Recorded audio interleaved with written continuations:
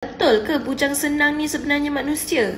Kalau korang daripada Malaysia, mesti korang pernah dengarkan ada sebuah buaya yang sangat besar. Nama dia bujang senang. Kalau tak tahu, jom sini saya cerita. Bujang senang merupakan seekor buaya yang berukuran 20 kaki dan dia berkeliaran dekat Sungai Batang Lupa, Sarawak. Apa yang sangat special pasal bujang senang ni, nampak tak kat belakang dia tu ada jalur putih. Menurut legenda, si bujang senang ni merupakan seorang pahlawan bernama Simalungun yang sangat digeruni pada zaman kegemilangan Meng Ayau.